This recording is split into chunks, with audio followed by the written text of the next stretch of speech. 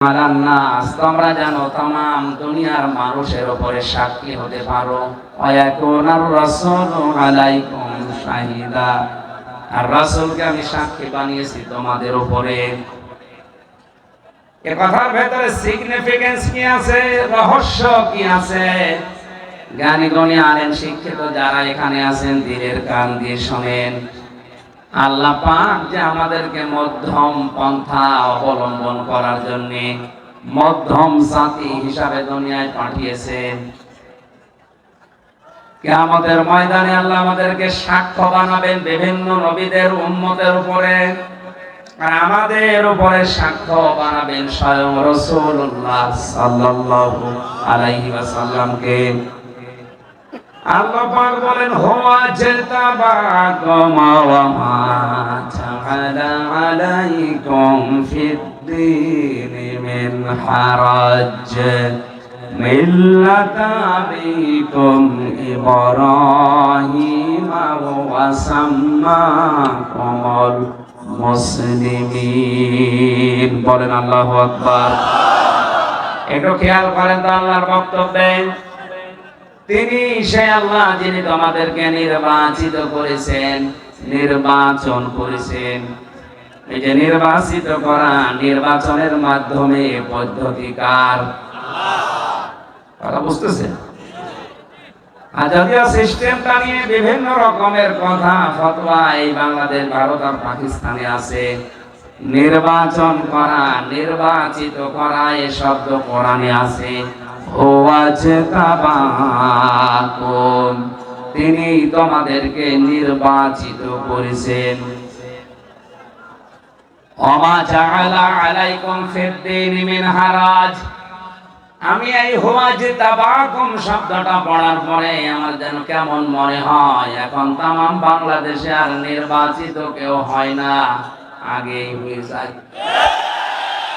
এইটা আল্লাহ বলছেন, আমি নির্বাচনের মাধ্যমে নির্বাচন করি, নির্বাচিত করি সবাইকে না। ঢাকাতে লক্ষ লক্ষ মানুষ আছে, কোরআনের এই ক্লাসে, কোরআনের এই অনুষ্ঠানে আল্লাহ সবাইকে নিয়ে আসেনি। আল্লাহ যাকে নির্বাচিত করেছেন তাকে শুধু এখানে আসার যোগ্যতা দিয়েছেন। কারণ এখানে নবীজির বর্ণনা অনুযায়ী এটা এখন জান্নাতের বাগিচা।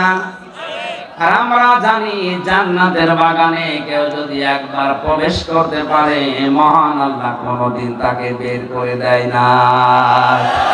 খালিদিনা ফিহা লা ইয়াবগুনা আনহা হিওয়ালা।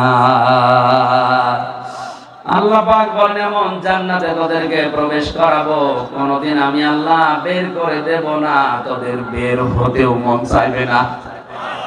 সুতরাং এটা যদি এখন নবীজির ভাষা অনুযায়ী জান্নাতের বাগান হয়, জান্নাতে কোন জাহান্নামী মানুষকে আল্লাহ প্রবেশ কথা বলে না কেন? কোন জাহান্নামীকে আল্লাহ জান্নাতে দেবে না। তাহলে হাদিস দ্বারা বিশ্বাস করতে পারি এখানে যারা এসেছি আমরা সবাই জান্নাতি। আল্লাহ আমাদেরকে বের করে দেবে না, আর আমরা বের হতেও চাইবো না। এরপরও যারা বের হয়ে যাচ্ছে ওদের জান্নাত ভালো লাগছে না। শব্দের দিকে খেয়াল করেন, ওমা জাআলা আলাইকুম ফিদ-দীনি মিন হারাজ। আমি তোমাদেরকে দ্বীনের উপরে চলার জন্য আমি আল্লাহ নিজে যে বাধা বিপত্তিগুলো আছে এগুলো দূর করে দেই। যাদেরকে আল্লাহ নির্বাচিত করে ওই মানুষদেরকে দ্বীনের উপরে চলতে গিয়ে যে বাধা আসে, বিপত্তি আসে, বিপদ আসে, ওই বিপদ দূর করার দায়িত্ব কার? এখানে ফাইল কর্তা সরাসরি আল্লাহ। আপনি এখনো একটা বোঝেননি, ভালো করে খেয়াল করেন। সত্যই যাদেরকে এই পৃথিবীতে আল্লাহ তার দ্বীনের জন্য, কোরআনের জন্য নির্বাচিত করেন, তাদের উপরে বিপদ আপদ মুসিবত আসবেই, মাস্ট দিয়ে আসবেই। কিন্তু ওই বিপদগুলো আল্লাহ নিজে দায়িত্ব নিয়ে দূর করে দেবেন। এই জন্যই তো আজ হাজারো মানুষকে যারা ইমানের উপরে টিকে আছে, এমন এমন ষড়যন্ত্র হয় তাদের বিরুদ্ধে, আমার তো মনে হয় পাহাড় পর্যন্ত চলে যাওয়ার কথা। অকদ মাকারু মাকারাহুম ওয়া ইনদাল্লাহি মাকরুহুম ওয়া ইন কানা মাকরুহুম লিতাজুলা মিনহুল জিবাল। সূরা ইব্রাহিমের 46-47 নাম্বার আয়াতে আল্লাহ জানিয়েছেন, হে নবী, ওরা কিন্তু ষড়যন্ত্র করেছিল। ওদের ষড়যন্ত্রের মাত্রা এমন কঠিন অবস্থায় যে পৌঁছেছে, মনে হয় যে পাহাড় পর্যন্ত ভেঙে চুরমার হয়ে যাবে। কিন্তু না, যারা টিকে আছে, ইন্নাল্লাযীনা ক্বালু রাব্বুনাল্লাহু সুম্মা ইসতাকামু ফালা খাউফুন আলাইহিম ওয়ালা হুম ইয়াহজানুন। সূরা হাক্কাফ 26 নাম্বার পারা 2 নাম্বার পৃষ্ঠার 9 নাম্বার লাইনের 14 নাম্বার আয়াতটা আল্লাহ পাক বলেন, হে নবী, যারা বলতে পারে আল্লাহ আমাদের রব, আর এর উপরে যারা টিকে থাকতে পারে, তাদের কোনো ভয় নেই, কোনো চিন্তা নেই। এ গ্যারান্টি কার? আল্লাহ তাখাফু ওয়া লা তাহজানু। ফেরেশতারা তাদের কানের কাছে সব সময় এসে বলতে থাকে, ভয় নেই, চিন্তা নেই। হয়তো এই দিনের উপরে চলতে গিয়েছে বিপদ, মুসিবত, আযাব, যন্ত্রণা, ষড়যন্ত্র, এগুলো আসতেছে, এগুলো দেখে তুমি ঘাবড়িয়ে যেতে পারো, হয়তো তোমার মরণও হয়ে যেতে পারে। এই জন্য তুমি আর ধৈর্য ধরতে পারছো না। কোনো চিন্তা নেই, তুমি মারা গেলে তোমার এই বিশাল প্রতিষ্ঠান, তোমার সন্তান, তোমার স্ত্রী, তোমার সম্পদ, প্রভাব, প্রতিপত্তি, ক্ষমতা যা দুনিয়ায় রেখে গেলে, এগুলো দেখার দায়িত্ব আল্লাহ নিজে তুলে নিয়েছে। এর বাস্তব প্রতিফলন বাংলাদেশে অনেকেই দিয়েছে। আমি নাম নাই নিলাম, সত্যি যারা আল্লাহকে রব বলে স্বীকার করার পরে টিকেছিল, আপনি হয়তো টের পাচ্ছেন না, আপনি বোঝেন না, কিন্তু সত্যই তারা আজকে মেনে নিয়েছে মনে প্রাণে। আল্লাহর নির্বাচিত যারা, যাদের উপরে বিপদ আসলেও বিপদ স্থায়ী হয় না, আল্লাহ নিজে সরিয়ে যায়। ওই মানুষগুলোকে আল্লাহ নির্বাচিত করে ফেলেছে। তাহলে আজকে আয়াত থেকে প্রমাণ পেলেন, কোরআনের উপরে যারা টিকে থাকতে পারে, ঈমান নিয়ে আল্লাহ তাদেরকে নির্বাচিত করেছে। আর কোরআনের বাইরে যারা আছে, ওরা নির্বাচিতের বাইরে, তাদের আল্লাহ পছন্দ করে না। মিন ক্বাবলু হুদাল লিন-নাস মিন ক্বাবলু ওয়া ফি হাযা লিয়াকুনা আর-রাসূলু শাহীদান আলাইকুম ওয়া তাকুনু শুহাদা আলান নাস। কোরআনের প্রতিটি শব্দের দিকে তাকালে আমার মনে হয় বিশাল সমুদ্র আমার চোখের সামনে। এত কথা এক একটি শব্দে লুকিয়ে আছে। আজকে এখানে আলেম যারা বসে আছে, আমি জানি এই ঢাকার সাভার আশুলিয়ায় আলেমরা বাংলাদেশ থেকে বেশি এসে এখানে থাকে। আলেম হওয়ার জন্য যে 3টা শর্ত আছে, 1 নম্বরে আল্লাহর কালাম নিয়ে চিন্তা ভাবনা করা, 2 নম্বরে সামর্থ্য সুযোগ থাকার পরেও অন্যায় থেকে নিজেকে বাঁচিয়ে রাখা, 3 নম্বরে ভালো ভালো কাজ নিজের জীবনে আঞ্জাম দেওয়া। আমি সহ যারা এখানে অন্তত আলেম আছি, জ্ঞানী মানুষ আছি, প্রত্যেকটি মানুষকে আমার নিজের পক্ষ থেকে আমি সহ উপদেশ, আমরা এই ধরনের আলেম হব ইনশাআল্লাহ। যিনি আমাদের নাম মুসলমান রেখেছেন তিনি কে? আল্লাহ। এখানে হওয়ার ফাইল 2টাই হতে পারে, আল্লাহও হতে পারে, ইব্রাহিম নবীও হতে পারে। পূর্বেই তিনি কিতাবের ভেতরে, তার মানে কোরআনে আমাদের নাম মুসলমান, এটা যদি আপনি আল্লাহর দিকে ইঙ্গিত করেন অসুবিধা নেই। কিন্তু আমাদের নাম মুসলিম, আমরা মুসলমান, এই শব্দটা হযরত ইব্রাহিম আমাদেরকে দিয়েছেন। এই কারণেই বাবার দায়িত্ব সন্তানের নাম রাখা। উনি আমাদের বাবা, এই কারণে আমাদের নাম রেখেছেন জাতি হিসাবে মুসলমান। আজ যারা ইব্রাহিম নবীকে বাদ দিয়ে অন্য কাউকে পিতা হিসাবে মেনে নিয়েছেন, আসল বাবা বাদ দিয়ে নকল বাবার পেছনে ছুটলে কিন্তু জন্ম ঠিক থাকে না। আপনারা তো জোরে ছিলেন, হ্যাঁ করলে হাসাদা নাই হালসা মানুষ এমনি বোঝে। এখানে বৈধ বাবার সন্তান আমরা, কোরআনে কারিমে আমাদের নাম যিনি রেখেছেন মুসলমান। আমরা যারা মুসলমান তাদের জাতির পিতার নাম ইব্রাহিম। মিন ক্বাবলু ওয়া ফি হাদা, পূর্বে এই যে ওয়া ফি হাদা, এটা দিয়ে কোরআনে কারিমকে ইঙ্গিত দেওয়া হয়েছে। কারণ লাউহে মাহফুজে একটা কিতাবে আল্লাহ সংরক্ষণ করে রেখেছেন যার নাম কোরআনে কারিম। লিয়াকুনার রাসূলু শাহিদান আলাইকুম, তোমাদের জন্য আমার রাসূল হবেন সাক্ষী। ওয়াতাকুনু শুহাদা আলান নাস, আর তোমাদেরকে আমি তামাম দুনিয়ার মানুষের জন্য সাক্ষী বানালাম। এখন দুনিয়ার মানুষের উপরে যদি আপনাদেরকে সাক্ষ্য হতে হয় তাহলে 3টা গুণ অর্জন করা লাগবে। কয়টা?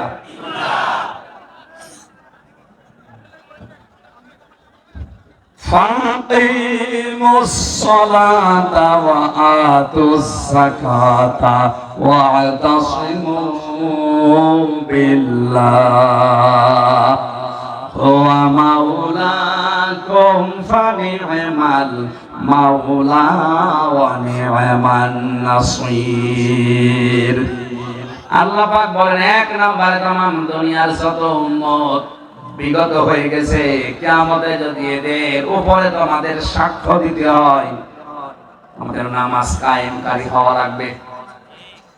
2 নম্বরে তোমাদের সম্পদ থাকলে তোমাদের যাকাত ভিত্তিক অর্থনীতি কায়েম করা লাগবে। 3 নম্বরে আল্লাহ পাককে অবলম্বন হিসাবে গ্রহণ করা লাগবে। কারণ আল্লাহর চাইতে উত্তম অভিভাবক আর কেউ নেই। কথা বলেন ঠিক কিনা?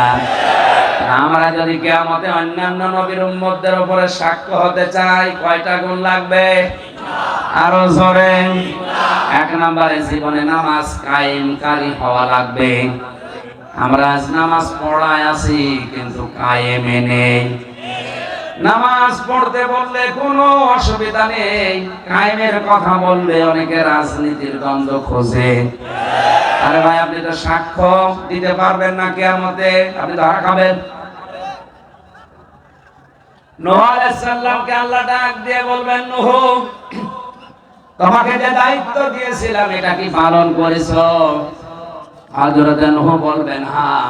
আনি ইবুদুল্লাহ ওয়াত্তাকুহু ওয়া আতিউন, আমি বলেছিলাম জাতির লোকেরা তোমরা আল্লাহর ইবাদত করো, তাকে ভয় করো এবং আমার আনুগত্য করো।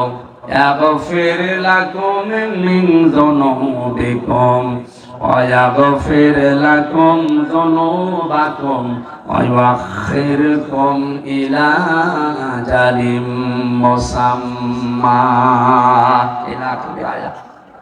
হযরত নূহ বলেছিলেন, তোমরা যদি আল্লাহর ইবাদত করো, তাকে ভয় করার নীতি অবলম্বন করো আর আমার আনুগত্য করো, 1 নম্বরের পুরস্কার মহান আল্লাহ তোমাদের জীবনের অপরাধ মাফ করে দেবেন। এখানে আমার শিক্ষা বের করা, আমি এই আয়াতগুলো পড়ার পরে 7টা শিক্ষা পেয়েছি। হযরতে নূহ আলাইহিস সালাম তার জাতিকে দাওয়াত দিয়েছেন প্রায় 950 বছর। কয়শো বছর? এই 950 বছর তার জাতির ভেতরে দাওয়াতি কাজ করে তিনি 7টা বাধা পেয়েছিলেন। বাংলাদেশের সাথে আমি আজটা মিলিয়ে দেখেছি, এই দেশের মানুষেরও চরিত্র হয়ে গেছে নূহ নবীর উম্মতের মতো। হযরত নূহ যখন ডাক দিয়েছেন, ক্বালা রাব্বি ইন্নী দাআউতু কওমি লাইলাও ওয়া নাহারা, হযরত নূহ বলেছেন, হে আমার রব, আমি তো আমার জাতিকে দাওয়াতি কাজ করেছি তাদের ময়দানে, দিনে এবং রাতে। ফালাম ইয়াজিদুহুম দুআই ইল্লা ফিরারা। এইদিকে তাকান, নূহ নবীর জাতির লোকেরা সর্বপ্রথম যে 7টা বাধা দিয়েছিল তার 1 নম্বরে আসমানি আওয়াজ শুনলেই তারা পালিয়ে বেড়াতো। আজ বাংলাদেশের দিকে তাকান, কোরআনে কারীম দিয়ে আওয়াজ দিলে, ডাক দিলে অনেকেই পালিয়ে যাচ্ছে। কারণ জানে যে এর সাথে আমার জীবন মিলবে না, আমার জীবন মিলবে আমার পূর্বপুরুষ বাপ দাদা পীর সাহেবদের সাথে। এখানে কোরআন দিয়ে ডাক দিলে মানুষ আমরাও কেমন দেখি পালিয়ে যেতে আরম্ভ করে, মনে হয় পিছিয়ে যাচ্ছে।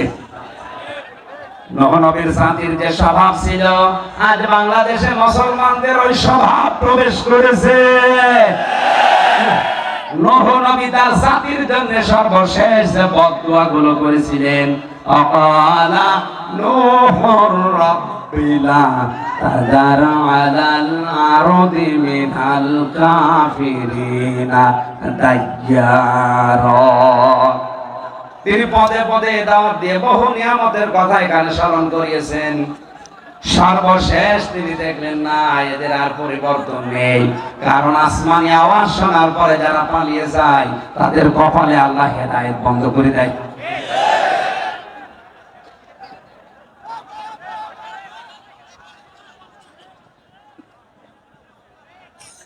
আমার ভাইরা খুব খেয়াল করেন তো, নূহ নবীর জাতিকে আল্লাহ হেদায়েত দেয়নি। যতগুলো কারণ আমি তাফসিরে 7টা পেয়েছি, তার 1 নম্বরে তারা আসমানি আওয়াজ শুনলেই পালাতো।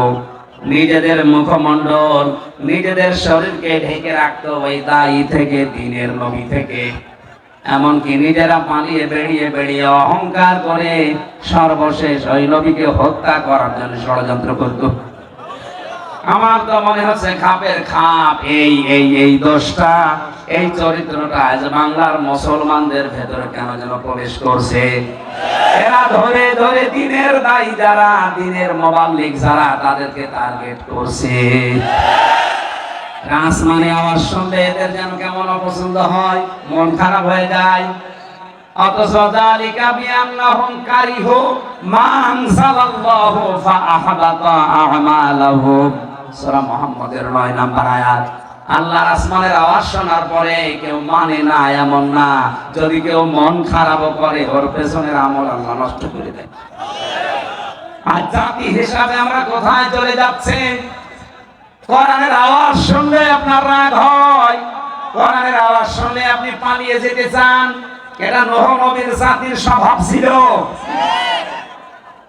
শেষ পর্যন্ত নূহ আর পারে নাই, নৌকা পর্যন্ত বানিয়ে পায়খানা করে একেবারে শেষ করে ফেলেছিল ওরা।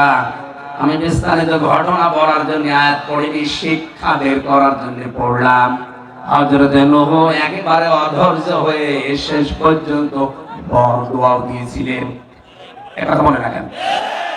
হযরত নূহ বলেছিলেন, আল্লাহ এদেরকে আর সহ্য করতে পারলাম না, আমার জীবন শেষ করে ফেলেছে এরা। তুমি নিজে এদের আন্ডা বাচ্চা পর্যন্ত যেন না বাঁচে সেই ব্যবস্থা করো। কেন তিনি বরদোয়া দিলেন? ইন্নাকা ইন তাদারহুম ইউযিল্লু ইবাদাকা ওয়া লাম ইয়াজিদু ইল্লা ফাজিরান কাফফারা। এই ভালো করে শুনেন, হে আল্লাহ এদেরকে যদি তুমি ছাড় দাও, এদেরকে যদি ছেড়ে দাও, এই মানুষগুলো ভবিষ্যতে এমন এমন সন্তান জন্ম দেবে, এদের পরবর্তী প্রজন্ম ফাসিক ফুজ্জার হবে। তোমার বান্দা বান্দীদেরকে গোমরাহ করার জন্য তারা কাজ করবে। আজ দিনের দায়ীদেরকে যেভাবে বাধা দেওয়া হচ্ছে, আমরাও কিন্তু শেষ পর্যন্ত বরদোয়া করে ফেলবো। আল্লাহ যারা কোরআনের আওয়াজগুলো বন্ধ করে দিচ্ছে বিভিন্ন সোদানাটা দিয়ে, বিভিন্ন নীতি অবলম্বন করে, আল্লাহ এদের আন্ডা বাচ্চা পর্যন্ত যেন না থাকে। কারণ এগুলো থাকলে এর মাধ্যমে যেটা জন্ম হবে ওটা হারামি হবে, এটা হারামি হবে, ফাসিক ফুজ্জার হবে। এটাকে আমি বানালাম। এই ভালো বলেন, সূরা নূহর শেষ আয়াতের আগে আছে ইউযিল্লু ইবাদাকা, তারা তোমার বান্দাদেরকে গোমরাহ করবে। ওয়া লাম ইয়াজিদু ইল্লা ফাজিরান কাফফারা, এই মানুষগুলো ভবিষ্যতে যদি টিকে থাকে তোমার বান্দা বান্দীদেরকে ফাসিক ফুজ্জার বানাবে, তোমার পথ থেকে ওরা সরিয়ে শয়তানের পথে নিয়ে যাবে। নবী নূহ যে দোয়া করেছিল আমার মনে হয় আছে এই দোয়া আমার মুখ দিয়ে বের হয়ে যাচ্ছে। 7টা পয়েন্ট বিস্তারিত বলতে গেলে আমার গলায়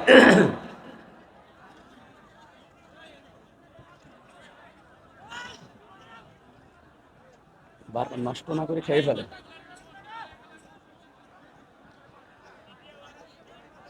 আমার আলোচনার ধরন বোঝা যাচ্ছে তো? জ্ঞানী মানুষ ঢাকাতে থাকে, এই জন্য আমি ভাষণের নাম ধরছি না। কোরআনে কারিমে যেভাবে এসেছে আরো বিস্তারিত ছিল, আমি নিচে নামতে পারলাম না। ভালো করে বোঝান, মিলিয়ে নেবেন। যদি নূহ নবীর জাতির যে 7টা খারাপ স্বভাব ছিল, আমাদেরও স্বভাবগুলো একটা একটা করে তৈরি হয়। ওদেরকে যেমন আল্লাহ হেদায়েত দেয়নি, আমাদেরকেও দেবে না। হযরত নূহকে আল্লাহ কিয়ামতে ডাক দিয়ে বলবেন, আমার নবী, তোমাকে যে দায়িত্ব দিয়েছিলাম তুমি তো বললে আমি পৌঁছিয়ে দিয়েছি, তোমার উম্মতদেরকে সামনে ডাকা হবে, কই তারা তো সব অস্বীকার করে, বলে না আমাদের কাছে কোনো সতর্কতাই আসে নাই। এখন বলো তো তোমার কোন সাক্ষী আছে কিনা? সঙ্গে সঙ্গে হযরতে নূহ আলাইহিস সালাম ডাক দিয়ে বলবে, মাবুদ, হ্যাঁ আমার সাক্ষী আছে। ওই উম্মতি মুহাম্মদ রাসূলুল্লাহর উম্মত যারা দুনিয়ায়, তারা আমার সাক্ষী, তাদেরকে ডাকবেন। হযরত নূহ আলাইহিস সালাম আমাদের নাম বলবেন, মহান আল্লাহ প্রশ্ন করবেন, নূহ তোমার হাজার হাজার বছর পরে উম্মতি মুহাম্মদ দুনিয়ায় পয়দা হয়েছে, তারা তোমার উম্মতকে দেখেই নাই, তারা সাক্ষী দেবে কি করে? উম্মতি মুহাম্মদের ভেতরে যাদের 3টা গুণ আছে, কয়টা বললাম? 1 নম্বরে যারা নামাজ কায়েমের আন্দোলন করেছে, দুনিয়ায় নামাজ কায়েম করেছে। 2 নম্বরে যারা যাকাত দিয়েছে, ওয়াতাসিমু বিল্লাহ, আল্লাহকে যারা আঁকড়িয়ে ধরেছে। কাকে? কোন দেবতাকে না, কোন আগুনকে না, কোন রাশিয়াকে না, আমেরিকাকে না, আঁকড়িয়ে ধরেছে কাকে? আজ আমরা কত কিছুকে আঁকড়িয়ে ধরার চেষ্টা আছি টিকে থাকার জন্য। সব বাদ দেন। কিসের আমেরিকা, কিসের রাশিয়া, কিসের চীন, কিসের ভারত? আমরা আঁকড়িয়ে ধরতে চাই আমাদের মালিককে।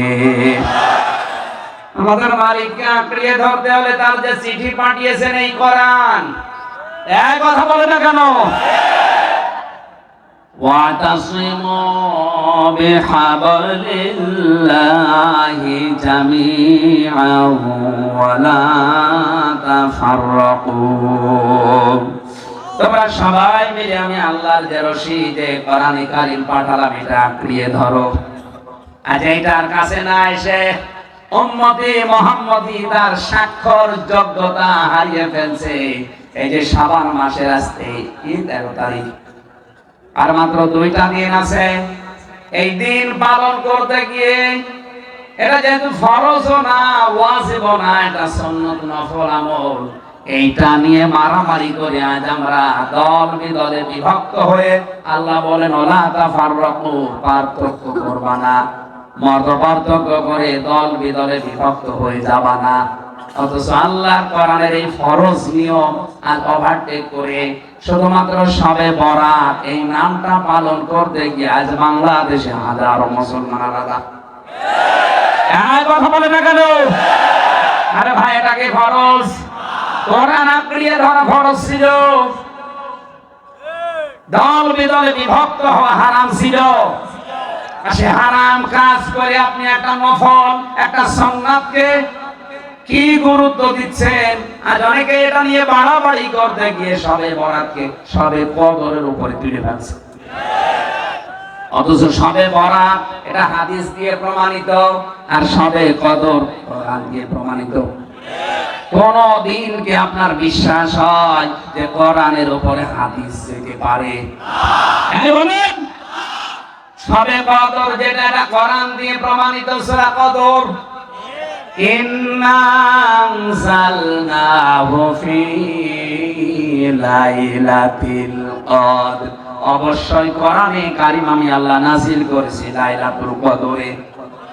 এটা নিয়ে যদি বাড়াবাড়ি করতো তাও মেনে নেওয়া যেত। শবে বরাত নামে কোন শব্দ কোরআনে হাদিসে স্পষ্ট নেই। লাইলাতুন নিসফি মিন শাবান শব্দটা আছে হযরত আয়েশা থেকে বর্ণিত একটা সহিহ হাদিস, আর বাকিগুলো হাসান হাদিসের মান অনুযায়ী আমি বিস্তারিত ওটার হাদিসের ছাত্র না, পড়ি যতটুকু বুঝেছি। আমি কোরআনের ছাত্র, আমার অনার্স মাস্টার ছিল তাফসীরের উপরে, কোরআনের উপরে। যেন আমি কথা বললে কোরআন টু কোরআনের আয়াত মিলিয়ে বলি, বোঝা যায় না?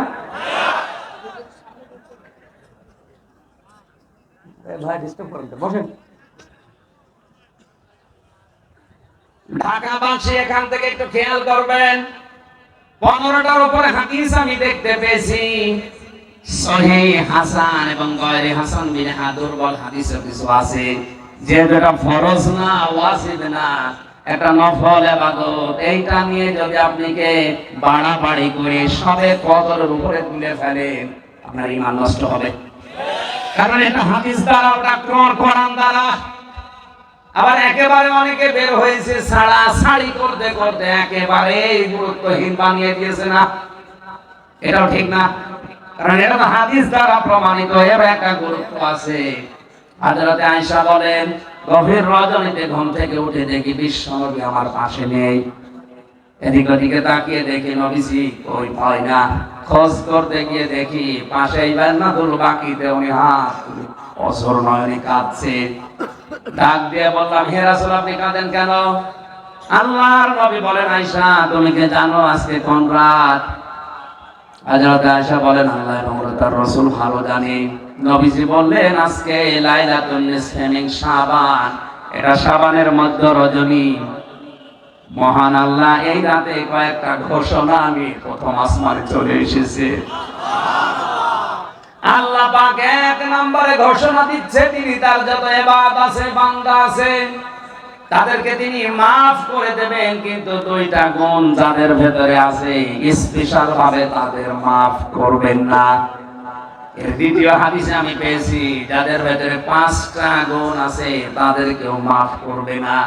3 নম্বরের হাদিসে এসেছে, যাদের ভেতরে 7টা গুণ আছে তারাও এই রাতে ক্ষমা পাবে না। এখন আমাদের শিক্ষা নেওয়ার বিষয় ছিল, এই সবে বরাত বলেন আর লাইলাতুন নিসফি মিন শাবান বলেন, এখান থেকে শিক্ষার বিষয় ছিল, এই রাতে যদি এই 7 প্রকার মানুষ এখানে থাকেন, কালকের দিন পরে যেহেতু আসবে, তাহলে এখনই আমরা পরিবর্তন সংশোধন হয়ে যাব, আমরা যেন এই রাতে মাপ পেয়ে যাই। শাবান মাসের সবচাইতে বড় ইবাদত হচ্ছে রোজা রাখা। নবীজি নিজে রোজা রাখতেন, হযরত আয়েশা থেকে বর্ণিত, তিনি বলেন বিশ্বনবী শাবান মাস আসলে এত বেশি রোজা রাখতেন মনে হতো রমজান এসে পড়েছে। আমাদের এই আমলের খোঁজ নেই, হালুয়া রুটি খুঁজতেছে। তাহলে শবে বরাত বলেন, লাইলাতুন নিসফি মিন শাবান বলেন, এটা পালন করার উত্তম পদ্ধতি আপনাকে রোজা রাখা লাগবে সামর্থ্য অনুযায়ী। একবার বলেন না কেন কেন রোজা রাখা লাগবে? ফামান শাহিদা মিনকুমুশ শাহরা ফালিয়াসুমহু, আল্লাহ পাক বলেন এই মাসের পরে যে মাস আসছে তার নাম রমজান, আর ওই মাস যদি কেউ পেয়ে যায় সে যেন অবশ্যই রোজা রাখে। এই কারণে শাবান আর রজব এটা রমজানের ট্রেনিং। আপনি মাসে বেশি বেশি রোজা রাখেন, এইটা সুন্নাত। শুধু হালিয়া রুটি খেয়ে সারা রাত জেগে গল্প গুজব করে সময় নষ্ট করার নাম লাইলাতুন নিসফি মিন শাবান না। আপনি কান্নাকাটি করতে পারেন রাতে, নফল ইবাদতের ভেতরে নামাজ পড়তে পারেন, নির্ধারিত না যে 12 রাকাত 16 রাকাত 22 রাকাত পড়তে হবে না। আপনার শরীরে যতটুকু কোলায় পড়েন, যদি 2 রাকাত পড়ে মনে হয় জানা এখন কোরআন পড়লে ভালো লাগবে পড়েন, কোরআন শরীফ 2 পারা পড়ে যদি মনে হয় না একটু জিকির করেন, কোনো অসুবিধা নেই। কারণ এটা ফরজও না, ওয়াজিবও না, এটা নফল জিনিস। কি জিনিস? এরপরও যদি নিরসন না কাটে, আমি জানবো যে আপনার কপালের দোষ। মুসা আলাইহিস সালামের জামানায় কিন্তু বলেছিলেন, একটা গরু জবাই করে গোশত যদি লাশের সাথে লাগাতে পারো তাহলে লাশ জিন্দা হয়ে জবাব দিয়ে দেবে যে কে তাকে হত্যা করেছে। কিন্তু জাতের লোকেরা ছিল তেড়া, যত প্রশ্ন করে উল্টা প্রশ্ন মুসা নবীকে করে। আল্লাহ পাকও একটা একটা করে এমন কঠিন গরুর নাম বলেছেন যে গরু খুঁজে পাওয়াই দুষ্কার। এই জন্য ইসলামের কোন বিধান সহজ সরল ভাবে বলার পরেও যদি কেউ মুসা নবীর উম্মতের মতো তেড়ামি করেন, আপনি যত তেড়ামি করবেন তত বিপদে পড়বেন। আশা করি আলেমরা বুঝেছেন। এখানে তেড়ামি করা যাবে না। আমি তো সহজ ভাষায় বলছি, এটা ফরজ না, ওয়াজিব না, এটা নফল, কিন্তু এটা একেবারে ছেড়ে দেওয়া যাবে না। আর আহলে হাদিসের নাম নিয়ে কিছু মানুষ বের হয়েছে, এটার গুরুত্বই দেয় না, ছেড়েই দিয়ে দিয়েছে। আর একেবারে যারা পাকাপাকি মুসলমান দাবি করে, ওরা বলে না, এটা আবার কঠিন ফতোয়া দিয়েছে, এরা বলে নাম দিয়েছে মিঠা সুন্নি, গরম সুন্নি, ঠান্ডা সুন্নি। আহলে সুন্নাত ওয়াল জামাত আন্দাজে নাম নিয়ে বসে ফতোয়া দেয়, এমন ভাবে পালন করতে চায় মনে হয় সবে কদর হারিয়ে ফিস। এই জন্য বাড়াবাড়ি হবে না, ছাড়াছাড়ি হবে না। আমাদেরকে আল্লাহ বানিয়েছে উম্মাতান ওয়াসাতান, মধ্যমপন্থী। এখন হবে না কেন? আজ কালকের পর থেকে এই যে রাত আসছে পালন করবেন, রোজা রাখেন, রোজা রাখেন, আপনি পালন হবে। এই রাতের ভেতর একটা পরিকল্পনা করবেন। প্রধানমন্ত্রী শেখ হাসিনা যে পরিকল্পনা নিয়ে 15-16 বছরে একটি বাড়ি, একটি খামার, একটা প্রকল্প চালু করে লক্ষ লক্ষ মানুষের মাথা গোছার ঠাঁই দিয়েছে, একটা কর্মসংস্থান তৈরি করেছে। সবে বরাত বা নিসফে শাবান যদি পালন করতে চান, এই রাতে যারা ধনী মানুষ আছেন, যাদের ব্যাংকে টাকা ছাতা পড়ে যাচ্ছে, এই টাকাগুলো নিয়ে 50টা মানুষের কর্মসংস্থান তৈরি করবে। এইটা সবে বরাত। এগুলো নিয়ে ফতোয়াবাজি নিয়ে ব্যস্ত আছে। শয়তান তো টাকা ব্যাংকে ছাতা পড়ে যাচ্ছে, ওই টাকাগুলো আমি তোরে দান করতে বলি না, ওই টাকাগুলো নিয়ে একটা ওয়ার্কশপ তৈরি কর, মেয়র আতিক সাহেবের মতো একটা প্রতিষ্ঠান বানান, এখানে 6000 মানুষ কাজ করে, এরকম 5000 মানুষের কর্মসংস্থান আমি তৈরি করে দেব। আমার দেশের লোক বাইরে গিয়ে রাস্তা ছাড় দেবে, কেন এই দেশে কাজ করতে পারে না? আমাদের আজকের এই সবে বরাতের শিক্ষা হবে এইটা, যারা ধনী মানুষ আছেন, মেয়র আতিক সাহেবের মতো অন্তত 5000 মানুষের কর্মসংস্থান আমি তৈরি করব, একটা মাছা গোছার মতো ঠাঁই বানাবো, একটা কর্মজীবন তৈরি করে দেব। আল্লাহর আরশ খুশি হয়ে যাবে। এসব ধান্দায় নেই, ও আছে শুধু ফতোয়া দিয়ে কি করে এটা তুলে ফেলা যায়, আর বাড়াবাড়ি করে কি করে নিজের নাম ফোটানো যায়, ওর দাঁত মুখ খুলে ফেলা যায়।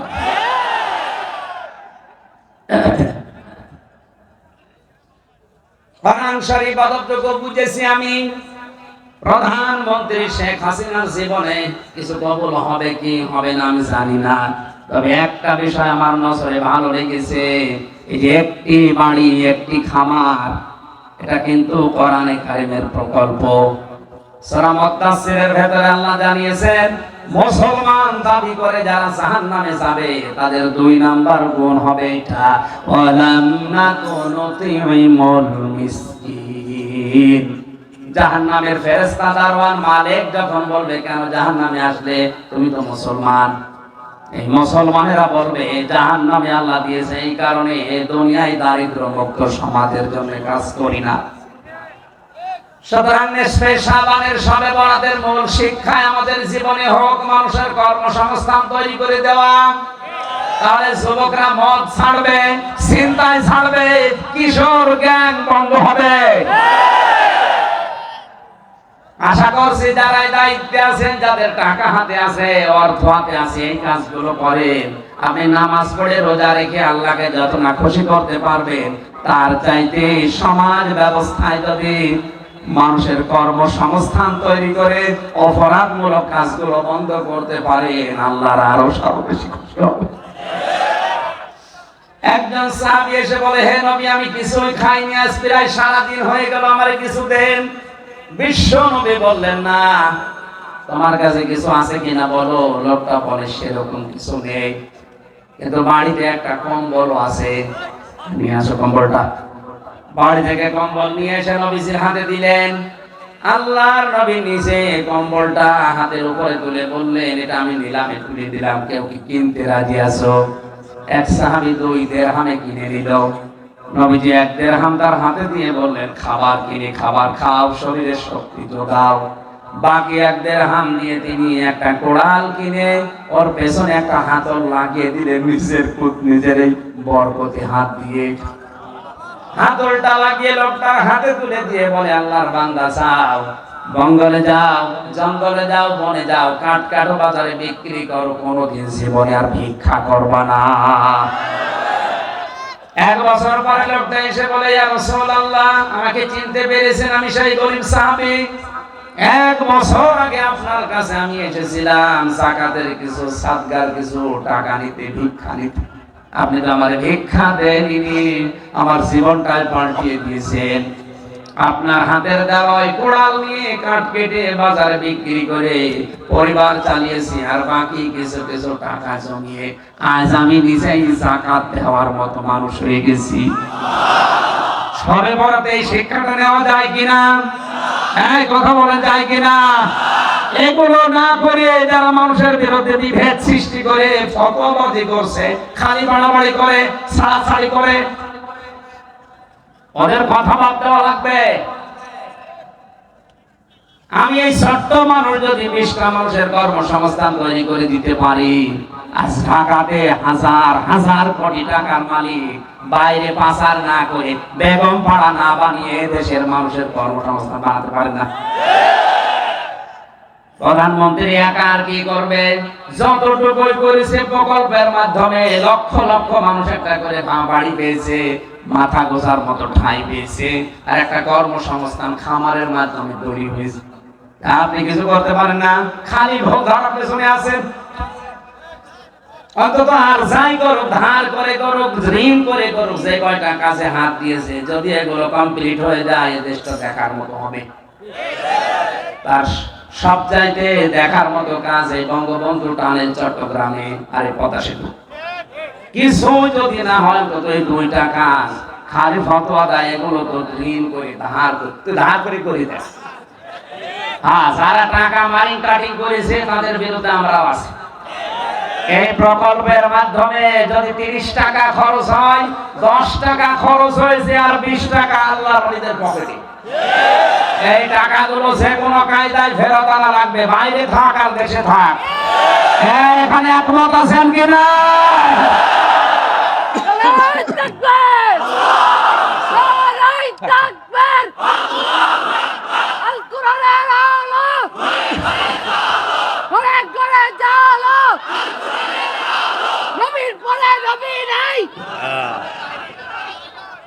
আলহামদুলিল্লাহ ভাই, আমাদেরকে মহান আল্লাহ কিয়ামতের দিন যেহেতু সাক্ষী বানাবে অন্যান্য নবীর উম্মতের ব্যাপারে, আমরা যেন সাক্ষ্য দেওয়ার যোগ্যতা অর্জন করতে পারি। কুনতুম খায়রা উম্মাতিন উখরিজাত লিন-নাস তা'মুরুনা বিল মা'রুফি ওয়া তানহাউনা 'আনিল মুনকার ওয়া তু'মিনুনা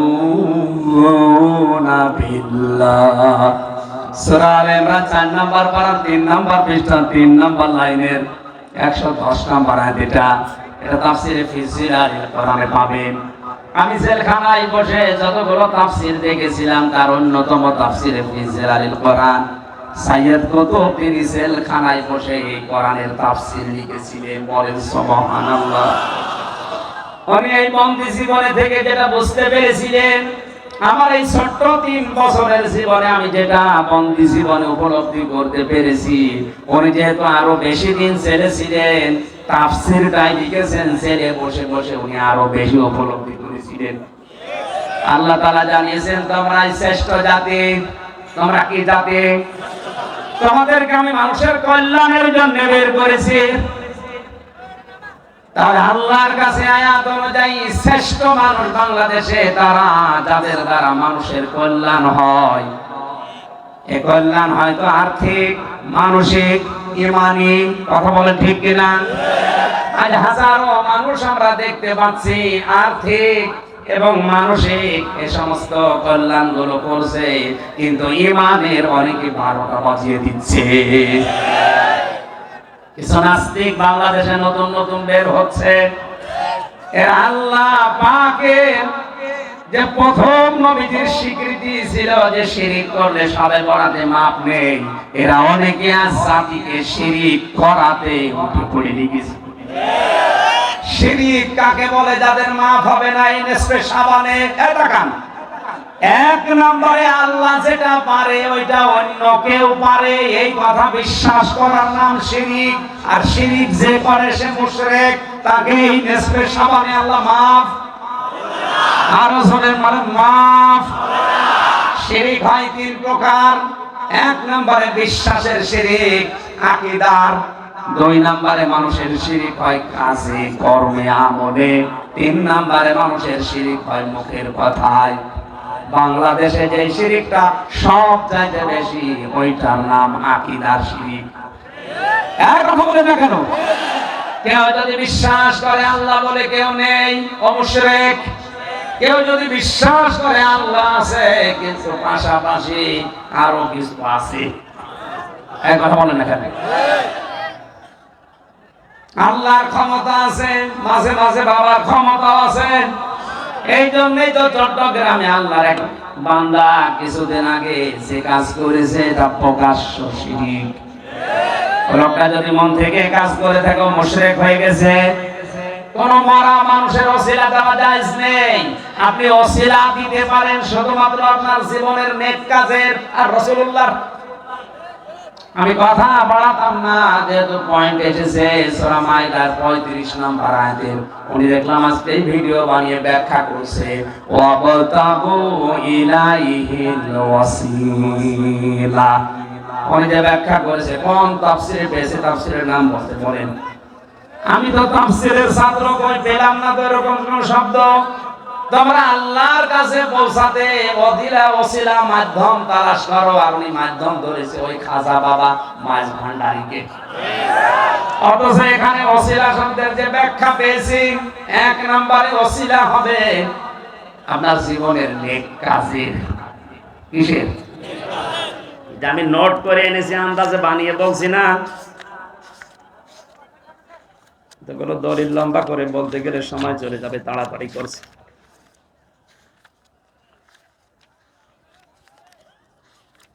আন্দাজেও তো বলা যাচ্ছে, দেখে দেখে বলতে গেলেও তো সমস্যা।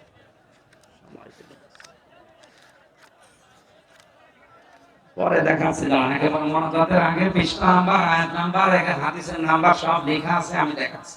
আগে পয়েন্টটা শেষ করে নিই।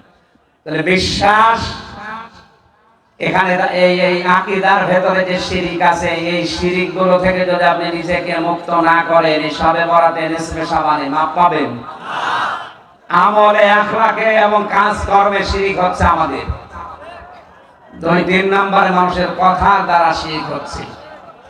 আমি এক কথায় বলেছিলাম না, শিরিক কারে বলে? আল্লাহ যেটা পারে ওইটা অন্য কেউ পারে, এই বিশ্বাস করার নাম কি? আর এই শিরিক যারা করে তারা মুশরিক। এরা যদি তাওবা না করে মারা যায়, সূরা মায়েদা, এদের জন্য জাহান্নামের আগুন ওয়াজিব। আর এদেরকে আল্লাহ মাফও করবে না। ইন্নাল্লাহা লা ইয়াগফিরু আন ইউশরাকা বিহি, এটা সূরা নিসার ভেতরে আছে। দলিলগুলো লম্বা করা যাচ্ছে না, গলার অবস্থা ভালো না, এখনই গলা ভেঙে গেলে সব মাটি মারা যাবে। 2 নম্বরে যে মানুষগুলো দুনিয়ায় হিংসা করে, এটা দেশে নেই। আমার হোক, অন্য কারো যেন না হয়।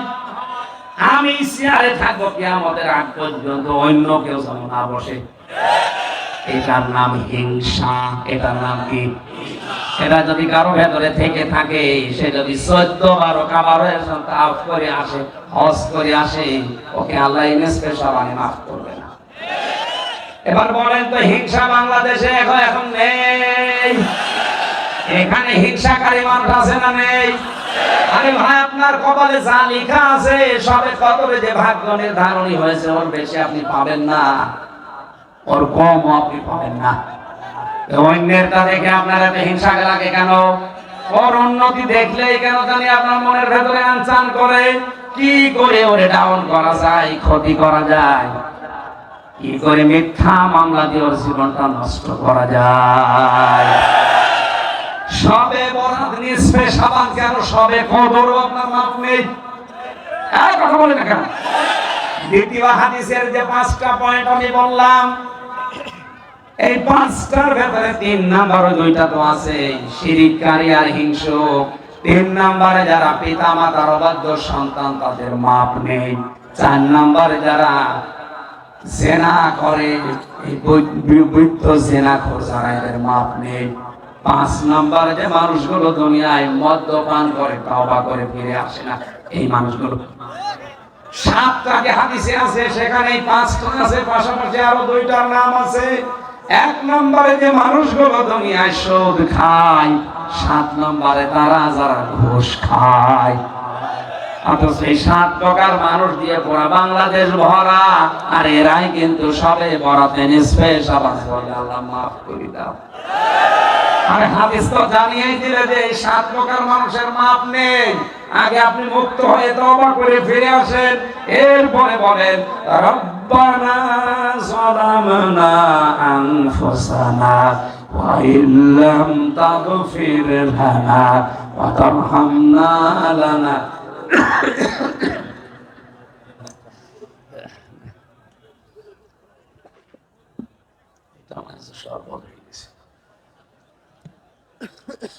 وترحمنا لنكونن من الخاسرين। জবান খুলে একটা হযরতে আদমের মতো পড়ে, রব্বানা যালামনা আনফুসানা ওয়া ইল্লাম তাগফির লানা ওয়া তারহামনা লানাকুনান্না মিনাল খাসিরিন। আমার ভাইরা, এটা আমি পড়ার পেছনে কারণ হচ্ছে, এর 2 নম্বরের পয়েন্টে আছে আমাদেরকে আল্লাহ সাক্ষী বানাবে, আর আমাদের উপরে আল্লাহ পাক সাক্ষী বানাবে রাসূলকে। আমাদের ঈমানের, আমাদের আমলের কাজ কারবের যা অবস্থা, রাসূল আমাদের পক্ষে সাক্ষী দেওয়ার মতো কায়দা আছে।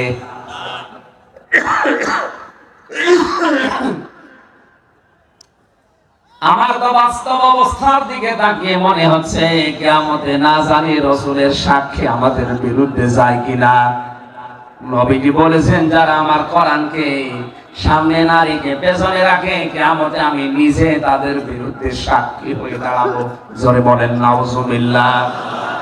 فقال الرسول يا رب إن قومي اتخذوا هذا القرآن مهجورا।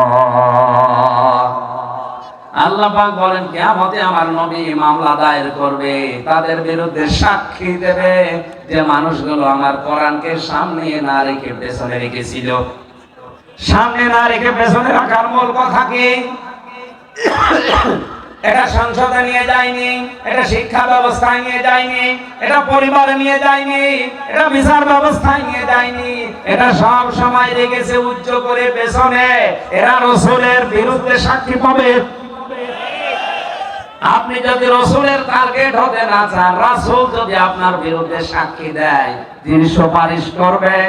তিনি যদি বিপক্ষে সাক্ষী দেয়, কোন বাবা আপনাকে বাঁচাবে বলেন?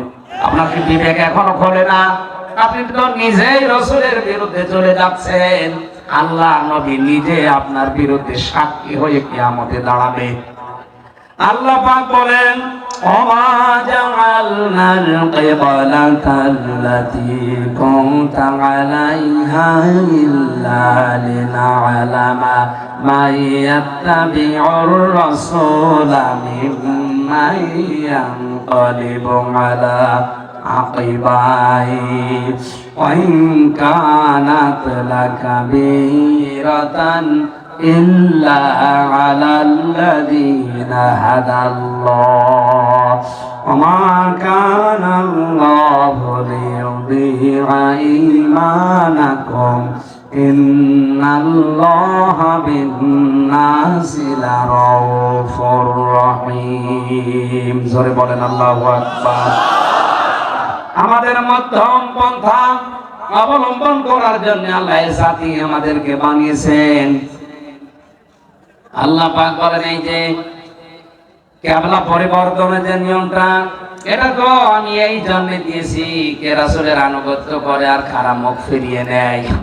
এই যে ইবাদত বন্দেগীর যে নিয়ম নীতিগুলো, এইসবে বরাত বলেন, নিসফে শাবান বলেন, আমি বললাম কোরআন দিয়ে হাদিস দিয়ে আল্লাহর রাসূলের এই সুন্নতের অনুসরণের মাধ্যমে কে টিকে থাকতে পারে আর কে উল্টা পাল্টা দিকে গিয়ে ফতোয়াবাজি করে, এটা কিন্তু আল্লাহ দেখতে চান। আর এটা সবার দ্বারা হবে না, আল্লাহ নিজে যাকে হেদায়েতের উপরে রাখবে সেই কেবল এই সত্য কথাগুলো মেনে নিয়ে ঈমানের উপরে টিকে থাকতে পারবে। আর বাকিগুলো সব উম্মতকে বিভ্রান্ত করে, ইফতারা করে, মানুষদেরকে দলে বিদলে বিভক্ত করার মাধ্যমে নিজে এবং জাতিকে ধ্বংস করে ছাড়বে যদি আল্লাহর হেদায়েত তার উপরে না থাকে। আল্লাহ মানুষের ঈমান নষ্ট করেন না যদি সত্যি ও ঈমান এনে থাকে। বান্দাদের উপরে মহান আল্লাহ বড় দয়ালু। মা বোন যারা এসেছেন, শেষ কথা বলি আপনার জন্য। মেরাজের রাতে বিশ্ব নবী একটা মাত্র কারণে মেয়েদেরকে জাহান্নামে বেশি দেখেছেন। জিবরাইলকে বললেন মেয়েগুলো জাহান্নামের আগুনে কেন? ফেরেশতা বলে এরা কুফরি করেছে। গায়ে ভালো করে শুনে, মেয়েরা যারা এসেছেন আপনাদের জন্য একটা আজকে ওয়াজ। জিবরাইল বললেন হে নবী, এই মানুষগুলো, এই মহিলাগুলো আল্লাহর সাথে কুফরি করেনি, এরা কুফরি করেছে তার স্বামীর সাথে। স্বামীর সাথে কুফরি কি করে করলো? এই স্বামীটা সারা জীবন যা চেয়েছে ওকে তাই দিয়েছে, ওর সুখের জন্য মাথার ঘাম পর্যন্ত পায়ে ফেলেছে। স্বামীটা যখন যা জীবনে চাহিদা করেছে সব পাই টু পাই ওই স্বামীটা দেওয়ার চেষ্টা চালিয়েছে। কিন্তু কোনদিন যদি একটা শাড়ি কম হয়, একটা সাবান কম হয়ে যায়, শেষ পর্যন্ত স্বামীর মনে কষ্ট দিয়ে, খোঁটা দিয়ে কথা বলতো। এবং এই কথা বলে ফেলতো, তোমার বাড়িতে আসে আমি জীবনে কিছুই পেলাম না, আমি বলে তোমার ভাত খেয়ে গেলাম, অন্য কেউ হলে খেত না। এই কথা বলার কারণে অধিকাংশ মহিলাকে নবী দেখলেন কোথায়? বলেন তো, এরকম বউ দেশে আছে না নেই? একটা ওয়াজি শেষ। আশা করছে মা বোনেরা, আল্লাহর পরে যাদের স্থান আপনার স্বামী, নবীজি বলেন আল্লাহ বাদে যদি সেজদা দেওয়ার অনুমতি দিতাম, প্রতিটি মেয়ের কানে কানে বলতাম স্বামীর পায়ে সেজদা করো। এত মর্যাদার কোন স্ত্রী যদি স্বামীর দিকে মহব্বতের নজরে তাকায়, স্বামী যদি তার হাতটা চেপে ধরে, সারাদিনের সগীরা গুনাহগুলো আল্লাহ মাফ করে দেন। আজ আপনি তাকিয়েও থাকেন, হাতও ধরেন, নিজের বউ বাদ দিয়ে অন্যেরটা, সগীরা গুনাহ ঝরবে না, আরো গুনাহ উঠে আসবে। মা বোন যারা এসেছেন, নামাজের ওয়াজ আমি আপনাদের করি না, কারণ নামাজ মুসলমানদের সামনে ওয়াজ করবে মান থাকে, নামাজ তো পড়তে হবে, মাস্ট বি, এটা আপনার দায়িত্ব। রোজায় সামনে আসছে, রমজানের রোজা, শরীর পবিত্র থাকবে, রাখবেন অবশ্যই। নিজের শরীরকে যথাসাধ্য পর্দার ভেতরে রাখার চেষ্টা করেন। স্বামী যাদের আছে, স্বামী যাদের আছে, স্বামী যাদের আছে, এটা কিন্তু জান্নাত পাওয়ার একটা মাধ্যম। যেই দুইজন মহিলাকে আল্লাহ সবচাইতে বেশি সম্মান দিয়েছেন, একজনকে জান্নাতে ঘর বানিয়ে দিয়েছেন আসিয়া, ওইটাও স্বামীর কারণে। আর একজনকে আল্লাহ নিজে সালাম দিয়েছেন খাদিজা, এটাও স্বামীর কারণে। কথা বলে না কেন? আল্লাহ মেয়েদেরকে খাদিজার মতো, হযরতে আসিয়ার মতো যেন স্বামী ভক্তি করার তৌফিক দান, বলেন আমিন। সম্মানিত ভাইরা, কালকে সকালবেলা অনুষ্ঠান আছে চট্টগ্রামে, আর রাতে আছে সন্দ্বীপে। এই জন্য গলা এবং সময়ের দিকে খেয়াল করি, 12:30 11টা বাজে শেষ করে দিচ্ছি। মেয়েদের এই দাম্পত্য জীবনের কলহ এবং তার সমাধান কি, এটা পুরুষদের জন্য লাগবে। এই বইটা গাড়িতে আছে বা স্টেজে আছে, যদি পারেন নিয়ে যান, কার কাজে লাগবে। অনেক সুন্দর করে লিখেছিলাম, জেলখানা থেকে কিছু